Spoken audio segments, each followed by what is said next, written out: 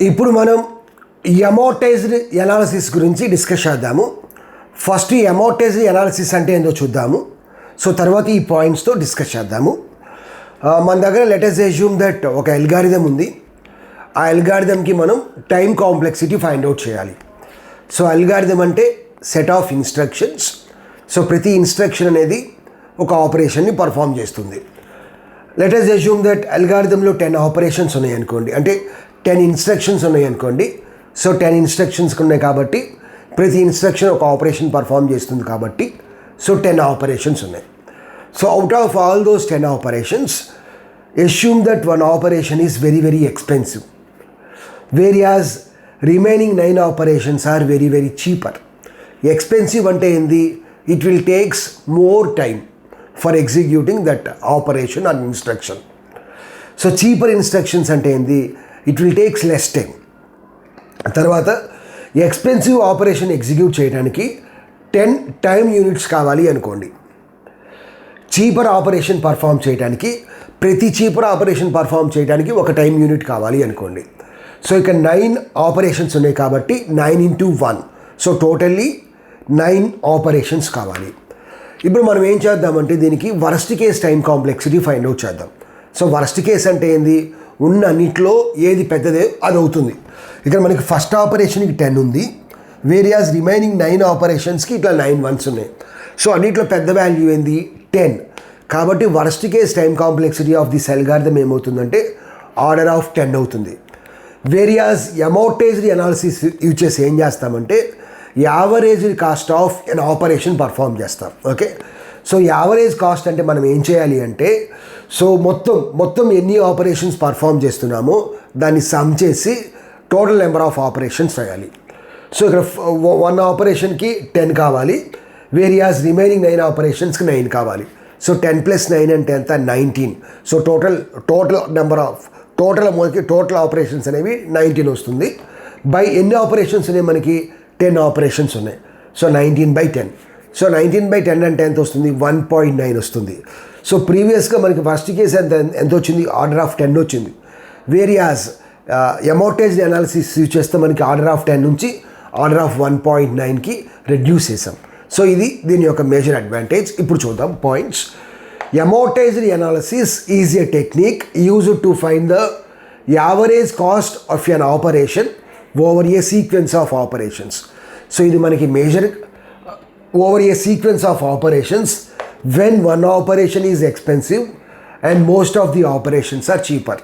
So amortised analysis మనం మేజర్గా ఎందుకు యూజ్ చేస్తాము, to find average cost of N operation over a sequence of operations ఉన్నప్పుడు ఒక ఆపరేషన్ ప్రతి ఆపరేషన్ యొక్క యావరేజ్ కాస్ట్ని మనం ఫైండ్ అవుట్ చేయడానికి అమోర్టైజ్డ్ ఎనాలిసిస్ యూజ్ చేస్తాం. ఇది మేజర్గా మనం ఎప్పుడు యూజ్ చేస్తామంటే ఒక ఆపరేషన్ వెరీ వెరీ ఎక్స్పెన్సివ్గా ఉన్నప్పుడు, వేరియాస్ రిమైనింగ్ చాలా ఆపరేషన్ చీపర్గా ఉన్నప్పుడు యూజ్ చేస్తాం. A single expensive operation increases the worst case time complexity of an entire algorithm. So ఒక సింగిల్ ఆపరేషన్ వల్ల మనకి టైం కాంప్లెక్సిటీ చాలా చాలా పెరిగిపోతుంది. So let us assume that ఇది చేయడానికి మనకి ఈ ఎక్స్పెన్సివ్ ఆపరేషన్కి n³ అనుకోండి, వేరియాస్ ఈ 9 ఆపరేషన్స్ పర్ఫామ్ చేయడానికి 9 టైమ్ యూనిట్స్ అనుకోండి. అప్పుడు దీని యొక్క టైం కాంప్లెక్సిటీ ఏమవుతుంది, ఆర్డర్ ఆఫ్ 1 రావట్ల, ఆర్డర్ ఆఫ్ n³ వస్తుంది. సో సింగిల్ ఎక్స్పెన్సివ్ ఆపరేషన్ వల్ల time complexity of the algorithm మొత్తం పెరిగిపోతుంది. Therefore, when the total cost is averaged over many operations, the average cost per the operation becomes small. So అట్లా కాకుండా మనం so average కనుక find out చేస్తే so average cost of each operation అనేది తగ్గుతుంది. So ఇక 10 కాస్త 1.9 చేసాం. So there are 3 techniques used in amortised analysis. So first one ఏంటంటే అగ్రిగేట్ అనాలిసిస్. అగ్రిగేట్ అనాలిసిస్కి మనకి ఒక 3 ఎగ్జాంపుల్స్ ఉన్నాయి. So first dynamic array, second stack, third one binary counter. ఈ వీడియోలో మనం ఏం చేద్దామంటే aggregate analysis using dynamic array discuss చేద్దాము. నెక్స్ట్ వీడియోలో aggregate analysis using binary counter as well as stack discuss చేద్దాము. తర్వాత 2 వీడియోస్లో అకౌంటింగ్ మెథడ్, పొటెన్షియల్. ఇప్పుడు మనం ఫస్ట్ టెక్నిక్ డిస్కస్ చేద్దాము. సో అమోర్టైజ్డ్ అనాలిసిస్లో ఫస్ట్ టెక్నిక్ ఏంది, aggregate analysis. It is the simplest method out of all the techniques. So మనకున్న 3 టెక్నిక్స్లో aggregate analysis a simple one. Amortised cost equal to, ఇక్కడ మనకి formula ఏంటంటే total cost of all the operations by number of operations. So total cost of all the ఆపరేషన్స్ని T of ఎంతో denote చేస్తాము, number of ఆపరేషన్స్ని ఎంతో discuss చేద్దాము. ఇప్పుడు మనం అగ్రిగేట్ అనాలిసిస్ని డైనమిక్ ఎర్రే ఎగ్జాంపుల్తో డిస్కస్ చేద్దాము. వేరియాస్ నెక్స్ట్ వీడియోలో అగ్రిగేట్ అనాలిసిస్ని స్టాక్తో యాజ్ వెల్ యాజ్ బైనరీ కౌంటర్తో డిస్కస్ చేద్దాము. సో ఆ వీడియో యొక్క లింక్ అన్నది description as well as first కమెంట్లో పిన్ చేస్తాను. సో డైనమిక్ ఎర్రే అంటే ఏంటంటే it allows us to insert the elements without knowing the size of the array. So dynamic array అంటే మనకి ఇష్టం వచ్చిన విధంగా ఎర్రే సైజ్ని ఇంక్రీజ్ చేసుకోవచ్చు. సో మనకు కావాల్సిన ఇన్సర్షన్ ఆపరేషన్స్ పర్ఫామ్ చేయొచ్చు without knowing what is the final size of the array. Okay, so ఇప్పుడు మనం డైనమిక్ ఎర్రేని ఇంప్లిమెంట్ చేద్దాము. So dynamic array time complexity ఏంటంటే ఎర్రే మనం ఇన్సర్ట్ చేయాలి అంటే ప్రతి element, so order of n. So n elements మీద ఆపరేషన్ పర్ఫామ్ చేస్తే n into order of N.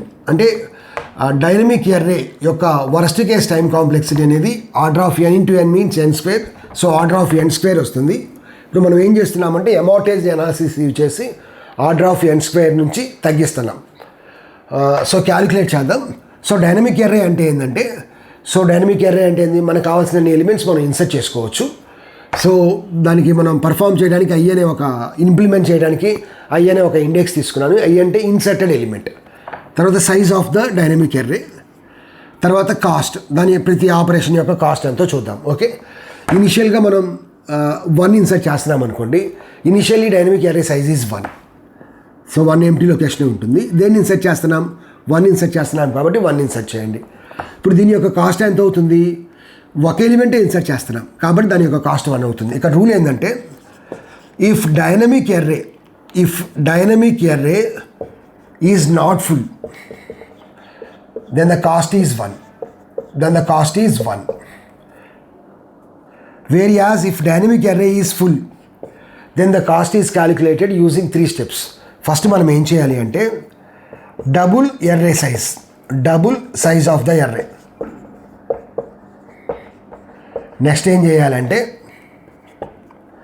Copy all elements. So previous ఎలిమెంట్స్లో ఉన్న ఎలిమెంట్స్ని కాపీ చేయండి. నెక్స్ట్ ఏం చేస్తారంటే ఇన్సర్ట్ ద న్యూ ఎలిమెంట్. ఈ 3 థింగ్స్ చేస్తాం. సో ఇక్కడ మనకి ఎర్రే అనేది ఫుల్ అవ్వాల కాబట్టి 1 ఇన్సర్ట్ చేసాం. సో కాబట్టి కాస్ట్ ఎంత అయింది? 1 అయింది. నెక్స్ట్ 2 ఇన్సర్ట్ చేయండి. ఇక్కడ ఎర్రే ఫుల్ అయింది కాబట్టి మనం ఏం చేయాలి? సైజుని డబుల్ చేయాలి. ప్రీవియస్గా 1 ఉంది కాబట్టి ఇప్పుడు ఏమైంది? సైజు 2 అయింది. సో దీనికి కాస్ట్ ఎంత అయింది? డబుల్ చేశాను. 2 ఉంది కాబట్టి డబుల్ చేసినప్పుడు 2 ఎంటీ లొకేషన్స్ ఉన్నాయి కాబట్టి కాస్ట్ అనేది 2 అయింది. తర్వాత కాపీ ఆల్ ద ఎలిమెంట్స్. ఇక్కడ మనకి ఎంత ఉంది? 1 ఉంది. దాన్ని కాపీ చేయండి. సో ఒకటి కాపీ చేయడానికి కాస్ట్ 1 అయింది. తర్వాత ఇన్సర్ట్ ద న్యూ ఎలిమెంట్. ఈ 2ని ఇన్సర్ట్ చేయండి. దానికి ఒక ఎలిమెంట్ ఇన్సర్ట్ చేసాం కాబట్టి కాస్ట్ 1 అయింది. నెక్స్ట్ 3 ఇన్సర్ట్ చేద్దాం. ఇక్కడ ఎర్రే ఫుల్ అయింది కాబట్టి మనం ఏం చేయాలి? Double the size of the array. So ప్రీవియస్గా 2 లొకేషన్స్ ఉన్నాయి కాబట్టి ఇప్పుడు ఏమైంది? 4 లొకేషన్స్ వస్తాయి. సో ఇప్పుడు దానికి మనకి కాస్ట్ ఎంత అయింది? 4 లొకేషన్స్ ఉన్నాయి కాబట్టి కాస్ట్ 4 అయింది. తర్వాత ఈ 2 ఎలిమెంట్స్ మనం కాపీ చేస్తున్నాం. 1 2 ఎలిమెంట్స్ కాపీ చేస్తున్నాం కాబట్టి కాస్ట్ 2 అయింది. తర్వాత ఒక ఎలిమెంట్ ఇన్సర్ట్ చేయండి. ఏం ఇన్సర్ట్ చేస్తున్నాం? 3. దాని కాస్ట్ ఒక ఎలిమెంట్ ఇన్సర్ట్ చేస్తున్నాం కాబట్టి కాస్ట్ 1 అయింది. నెక్స్ట్ 4కి ఏమైంది? 4కి ఇక్కడ ఎర్రే అనేది నాట్ ఫుల్ కాబట్టి దాని యొక్క కాస్ట్ ఏమైంది? 1 అయింది. సో ఒక ఎంటీ లొకేషన్ ఉంది కాబట్టి అక్కడ దాన్ని ఇన్సర్ట్ చేసేయండి. సో కాస్ట్ 1 అయింది. తర్వాత 5 ఇన్సర్ట్ చేయండి. 5 ఇక్కడ ఎర్రే ఫుల్ ఉంది కాబట్టి ఏం చేయాలి మనం? Double the size of the array. అంటే ఎన్ని ఎలిమెంట్స్ వస్తాయి? 8 ఎలిమెంట్స్ వస్తాయి. సో 8 ఎలిమెంట్స్ వచ్చినాయి. 8 ప్లస్ తర్వాత copy all the array elements. ఇక్కడ ఎన్ని ఉన్నాయి? 4 ఉన్నాయి. ఆ 4ని కాపీ చేయండి. సో 1 2 3 4 అంటే 4 ప్లస్ తర్వాత 5 ఉంది కాబట్టి 5 ఇన్సర్ట్ చేయండి. తర్వాత 6కి ఎంత వచ్చింది? 6కి అక్కడ మనకి స్పేస్ ఉంది. 6 7 8కి స్పేస్ ఉంది కాబట్టి 6 7 8కి మనం ఇన్సర్షన్కి ఎంటీ లొకేషన్స్ ఉన్నాయి కాబట్టి కాస్ట్ ఎంత అయింది? 1 అయింది. సో కాస్ట్ ఎంత అయింది? 1 అయింది. తర్వాత 9 చూద్దాం. సో 9కి ఎంత అయింది? ప్రీవియస్గా 8 లొకేషన్స్ ఉన్నాయి కాబట్టి ఇప్పుడు ఎన్ని లొకేషన్స్ వస్తాయి? 16 లొకేషన్స్ వస్తాయి. ఎన్ని వస్తాయి? 16 లొకేషన్స్ వచ్చింది కాబట్టి 16 ప్లస్ తర్వాత ప్రీవియస్గా మనకి ఎన్ని ఎలిమెంట్స్ ఉంటాయి 5 తర్వాత 3 ఎలిమెంట్స్ వస్తాయి ఏమొస్తాయి 6 వస్తాయి 7 వస్తాయి 8 వస్తాయి అంటే 8 ఎలిమెంట్స్ కాపీ చేయాలి ప్లస్ ఇప్పుడు కొత్త ఒక ఎలిమెంట్ ఇన్సర్ట్ చేస్తున్నాం కాబట్టి +1 వస్తుంది. ఇప్పుడు మనం దీనికి అమౌంటైజ్డ్ కాస్ట్ మనం ఫైండ్ అవుట్ చేద్దాం. అమౌంటైజ్డ్ కాస్ట్ మనకి ఫార్ములా ఏంది total cost of all the operations by number of operations.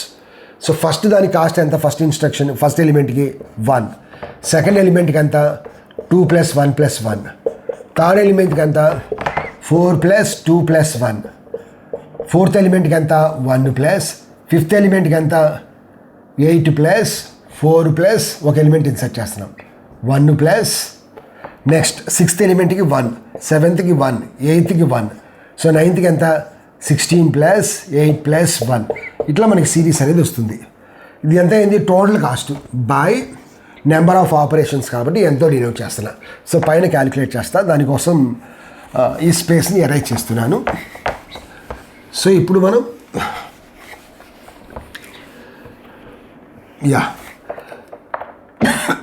So అమౌంటైజ్డ్ cost equal to ఇప్పుడు మనం ఇక్కడ 1 ఉంది సో 1 ప్లస్ ప్రతి సిరీస్లో ఫస్ట్ టర్మ్ తీసుకుందాం. ఇక్కడ 2 ఉంది, ఇక్కడ 4 ఉంది, ఇక్కడ 8 ఉంది, ఇక్కడ 16 ఉంది. ప్రతి ఎక్స్ప్రెషన్లో ఫస్ట్ టర్మ్ తీసుకుందాం. సో 2 + 4 + 8 + 16 ప్లస్ ప్రతి సిరీస్లో సెకండ్ టర్మ్ తీసుకుందాం. ఇక్కడ 1 ఉంది, ఇక్కడ 2 ఉంది, ఇక్కడ 4 ఉంది, ఇక్కడ 8 ఉంది, నెక్స్ట్ 16 వస్తుంది. సో 1 + 2 + 4 + 8 + 16 ప్లస్ ప్రతి సిరీస్లో లాస్ట్ టర్మ్ తీసుకుందాం. 1 ఉంది, 1 ఉంది, 1 ఉంది, 1 ఉంది, సో అట్లా కంటిన్యూ అవుతుంది. So 1 + 1 + 1 + so on by n. So ఇప్పుడు దీనికి మనకి టైం కాంప్లెక్సిటీ ఎలా వస్తుంది ఒకసారి చూడండి. ఫస్ట్ 1 అంటే 2^0 కింద రాయొచ్చు, 2 అంటే 2^1, 4 అంటే 2², నెక్స్ట్ 8 అంటే 2³ 2^4, 16 అంటే సో ఆన్ k థీరం ఏమైంది 2k అయింది. సో దీన్ని మనం nకి ఈక్వేట్ చేయొచ్చు. అప్పుడు k వాల్యూ ఎంత అయింది log n అయింది.